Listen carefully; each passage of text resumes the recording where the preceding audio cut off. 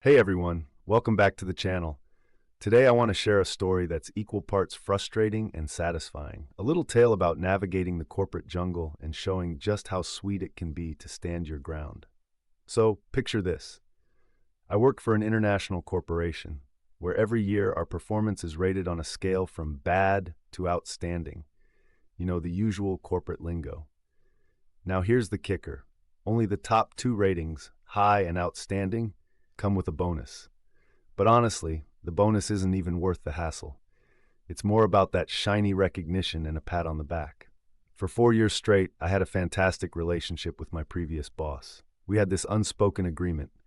I'd handle my tasks and cover for him whenever he went on vacation or had back-to-back meetings. In return, he ensured I received the coveted, high performance rating every year. And let me tell you, I earned it. I never missed a deadline, always went the extra mile, and juggled extra responsibilities without breaking a sweat.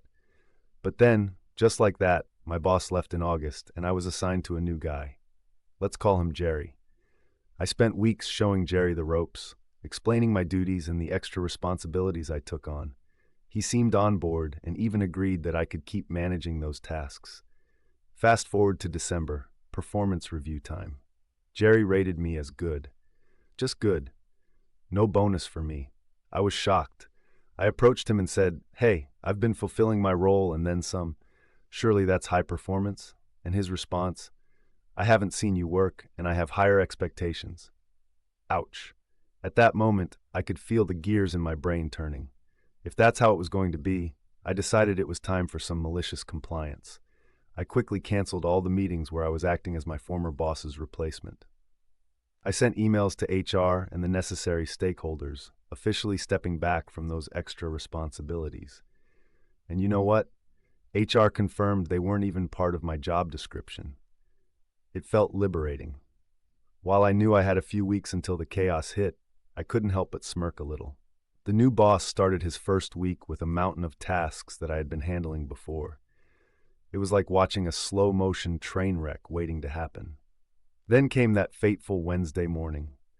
A regional big shot reported a problem with something our area handled, and guess what? This was one of those issues I would have tackled as my former boss's deputy.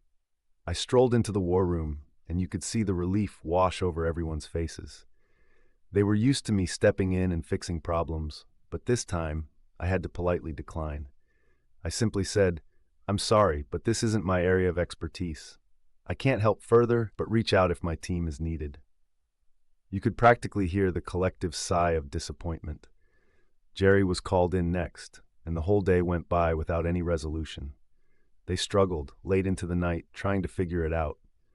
The next day, they brought in my old boss and his team from his new company.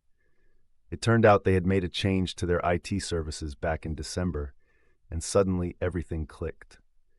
The problem was fixed, but not without some serious chaos. Now, here's where it gets interesting.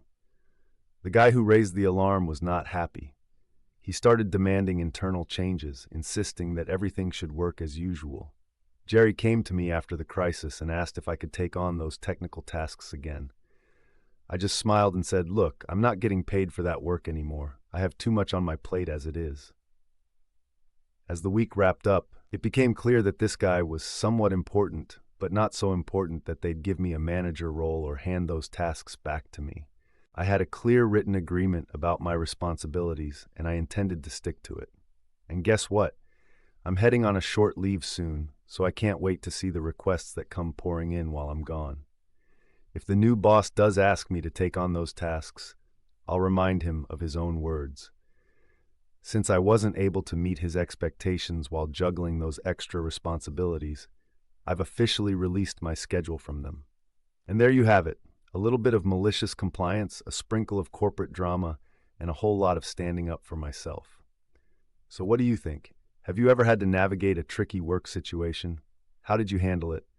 Let me know in the comments below.